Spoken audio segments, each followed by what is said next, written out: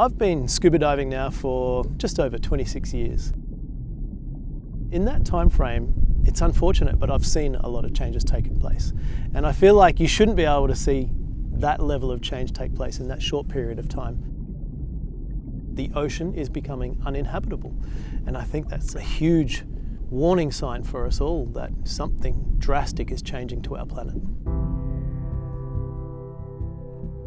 When I did climate science in 1975, we were talking about global warming, climate change, and in 50 years, if we don't do something, we're going to see all these impacts of rising temperature, rising sea level, but that is happening right now. It's on our doorstep and we do have to take urgent action. It's a bit frustrating and disheartening when you don't feel like you can make a difference and you're just watching it happen before your very eye, in real time as well. You'll dive a dive site, you'll go back to it, and it'll be more urgent and less vibrant. Now more than ever, I know that we as humans have the capability of having that positive impact.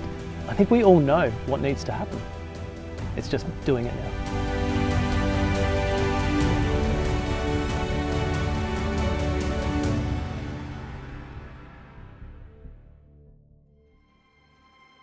As a little kid, I've always been really attracted to the ocean.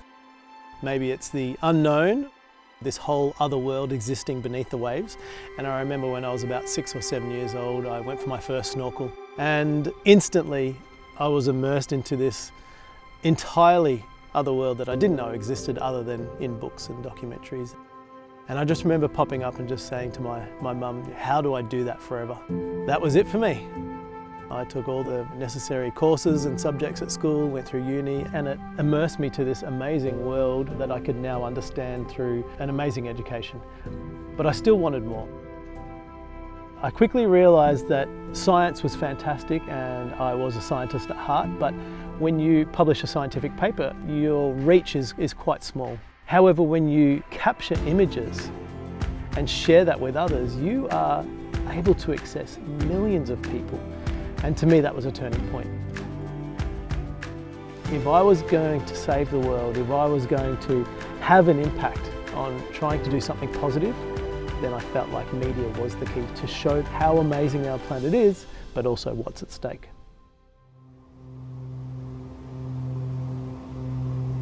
The Galapagos Islands has been made very famous by Charles Darwin and his visit and great evolution theories, but I tell people all of those stories have been going on here, even at Lord Howe Island for millions of years, and are still going on. And this island is so accessible for people to come and observe and be aware of these great evolution stories, and also be aware that conservation can have great outcomes.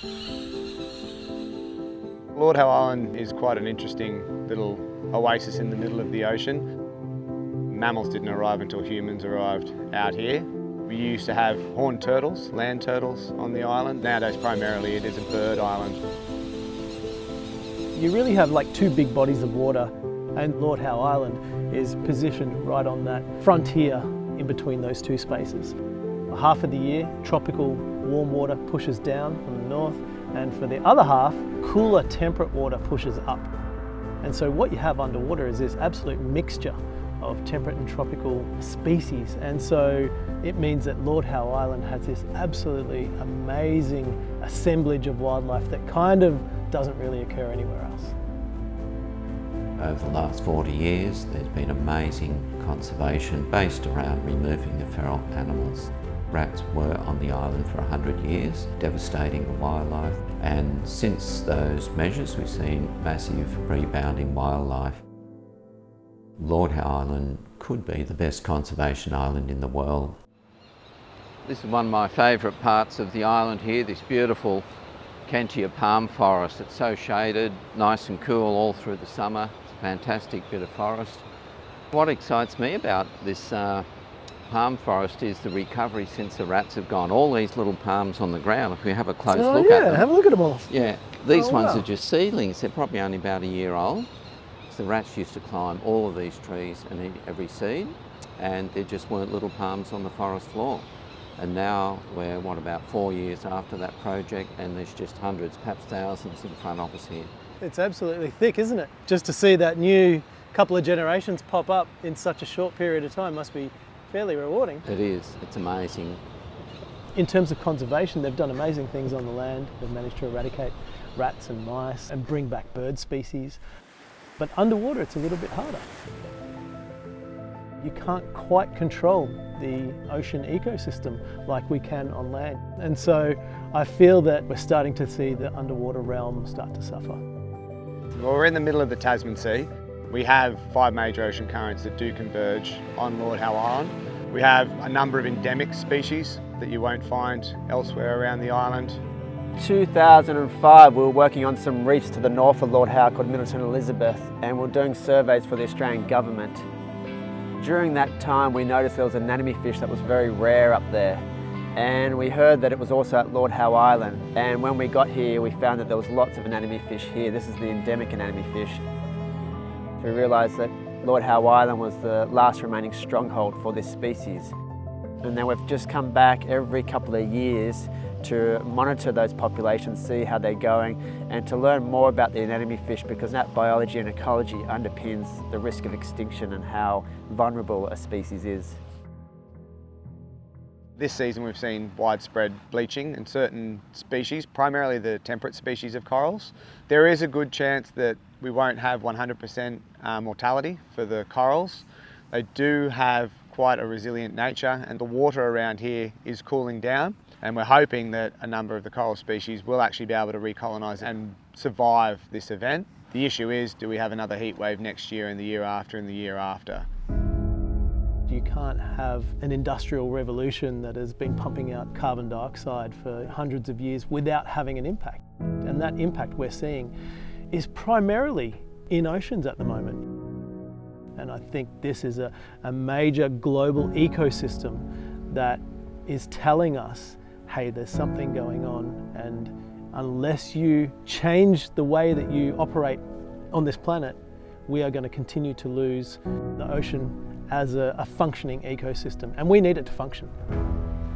I think as the world becomes more urbanised, people are becoming detached from nature. Every now and then just stop and maybe close your eyes and listen to the sounds of what birds can you hear, what insects can you hear, just shutting the eyes and experience nature.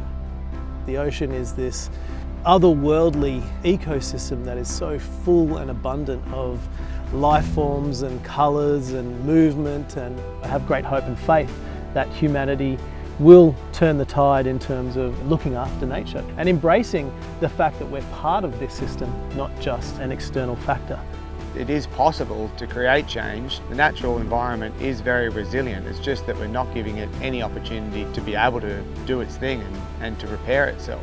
We're trialling this new restoration techniques where we can get people involved in a restoration technique that we know works, that you can start new colonies and attract new anemone fish to it, rather than being helpless and saying there's nothing I can do. They can see how their little patch reef that they started up is now saving anemone fishes all over the world. It is an amazing frontier in that certain things live here that would otherwise live elsewhere. The great conservation that has been achieved gives inspiration and hope that for the wider world these things can also be a benefit. I have great hope and faith that us as humans are waking up. We do need to preserve what we have today so that we have it for tomorrow.